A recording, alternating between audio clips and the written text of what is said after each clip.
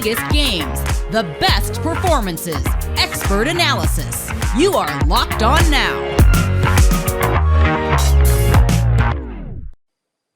Welcome in. You're listening to Locked On Now, local experts on the biggest stories throughout the NFL. I'm your host, Kainani Stevens. Thanks for making Locked On Now your first listen every weekday. On today's show, Week 9 in the AFC features several teams jockeying for a potential playoff spot, and other teams are dealing with the injury bug. Now, let's start out with this week's best performance. The best performance. Hold up. Wasn't necessarily a stellar performance, but the Kansas City Chiefs really needed a win on Monday night. They were hoping the Giants would make it easy for them, as KC is under 500 to start this game, and that was not like them. It's the only team in the AFC West with that distinction going into Monday night. Now, it wasn't pretty, but a win is a win. Locked On Chiefs has more. The Kansas City Chiefs pushed their fate but survived against the New York Giants in a game that nobody saw coming. I'm Ryan Tracy from Locked On Chiefs, and even though this team is still a conundrum for everybody involved, at least they got on the positive side, and they did have a few things go well for them. You saw a lot of positive play on the defensive side of the ball. Young linebackers in particular came on strong. L'Jarius Sneed has had an up-and-down season, but he's making plays in the secondary. It looked like they got some pass rush there in the last drive as well. On the offensive side, Patrick Mahomes is still a bit inaccurate, still having some problems. I think there's a physical issue at this point. They are still inexplicably turning the ball over in ways that confounds logic at this point. But they made it through. They ran the ball to better effect. They ran their 15-play script very well, and they were able to get the ball out in the quick game, which I think is something that they're going to build on. We're going to have all the details for you all week long over on Locked On Chiefs. The Giants sat at just 2-5 before Monday night's game in Kansas City. New York tasked quarterback Daniel Jones with keeping up with Patrick Mahomes and the Chiefs. And honestly, the G-men looked pretty good early on in this one. They came up just short, though, on Monday Night Football. Locked On Giants has more on the bitter loss. The New York Giants lost their Monday Night Football game to the Kansas City Chiefs 20-17, but don't let that close score fool you, as it was a poorly played game by the Giants. Hi, everybody. I'm Patricia Traynor, host of the Locked On Giants podcast, and the New York Giants committed 10 penalties for 88 yards, including a couple of big ones in the fourth quarter that shifted the momentum back to the Kansas City Chiefs. The Giants also converted just one of two Chiefs turnovers into points, another issue that they have struggled with this season. The Giants have scored 17 points off 11 takeaways and went 1 of 2 this week in that department. The Giants also had a few injuries too. You guessed it, the receiver corps. Punt returner Dante Pettis had to leave the game in the first half with a shoulder injury. Wide receiver Sterling Shepard, back from a hamstring strain, suffered a quad injury and he was ruled out. And receiver Kadarius Toney suffered a thumb injury, although he was able to return to the game after being checked out and treated by trainers. All in all, a rough evening for the New York Giants, who now fall to 2-6 on the season. For more on the New York Giants, keep it here on the Locked On Giants podcast. The biggest game. Biggest game of the week likely going to be against the LA Rams. They're 7-1. The Tennessee Titans, they already had plenty to think about going up against such a good team trying to get a win in that game. But now their entire season is really flipped upside down. The biggest question for them, obvious, how do you manage to win without Derrick Henry?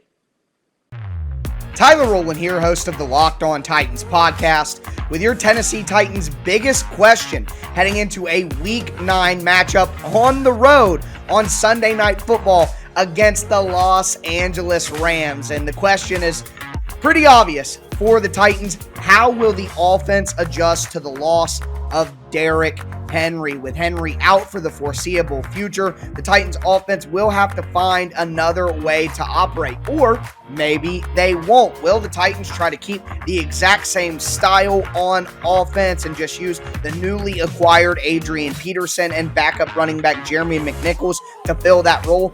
Or will they adjust and go to more of a pass-heavy attack? Todd Downing, the Titans offensive coordinator, has his work cut out for him, but the biggest question clearly is, how will the Titans rebound without Derrick Henry? For more analysis, make sure you check out the Locked On Titans podcast on whatever platform that you stream, and always free. And thank you for making the Locked On Titans podcast your first listen every day. Last week for the Jets, Mike White came out of nowhere to get the upset win over a good Bengals team. White threw for 4 touchdowns, and the Jets have been looking for a good quarterback for quite a while now. So the question is, can he keep it up? Can he keep the magic going in Indy this weekend? Locked On Jets asks that very question. Can Mike White keep it up? I'm John from Locked On Jets, and the biggest question facing the New York Jets this week is whether Mike White can build on his surprising, excellent performance against the Cincinnati Bengals on Sunday. White threw for 405 yards and 3 touchdowns in the Jets' upset of Cincinnati. In the process, he became the first Jets quarterback in over 20 years to eclipse the 400-yard mark, and he led the Jets back from an 11-point deficit with under 8 minutes left in the fourth quarter. The Colts will likely provide a different challenge. White's average target went only 4.2 yards down the field against Cincinnati, a very low number, and he did not have to attempt a pass more than 20 yards down the field. You can expect the Colts to challenge White in the short game a little bit more and force him to throw the deep ball. The question is, can he connect on some deep passes, and can he sustain his excellent level of play against Cincinnati? For more on the Jets, tune in to Locked On Jets. Coming up next, we'll go around the league to find out the answers to the biggest questions for the AFC with the help of our Locked On NFL hosts. You're listening to Locked On Now. Welcome back to Locked On Now. I'm your host, Kainani Stevens, and thank you for making Locked On Now your first listen every weekday. Now let's take a look around the biggest question marks around the AFC in Week 9. Let's go around the league.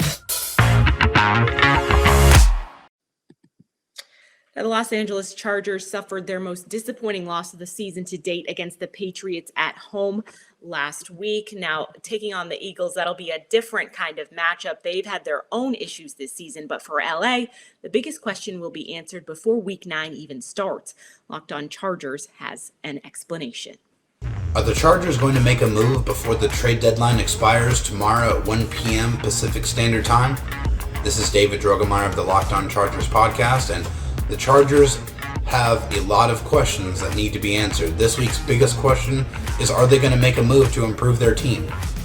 Tom Telesco, the Chargers general manager, has never made an in-season trade to acquire a player in his tenure, and I think this would be a great year to change that. On defense, the Chargers are giving up the most rushing yards in the league at 159.4 rushing yards per game. On offense, the right tackle, Storm Norton, has given up 32 pressures and 277 pass blocking snaps, which per Daniel Popper of The Athletic is third most amongst offensive tackles in the NFL. The Chargers need help on both sides of the ball, but are they going to make the move to improve their team?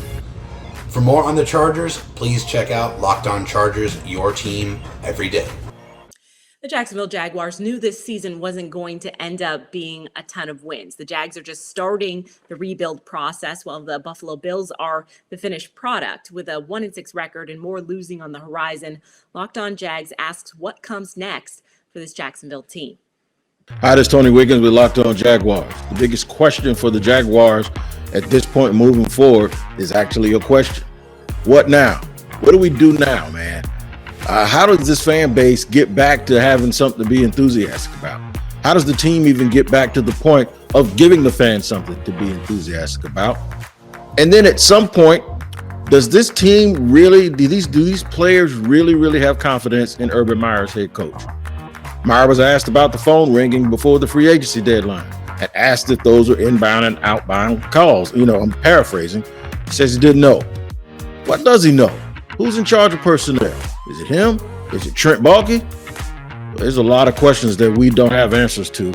And those questions are actually the biggest questions.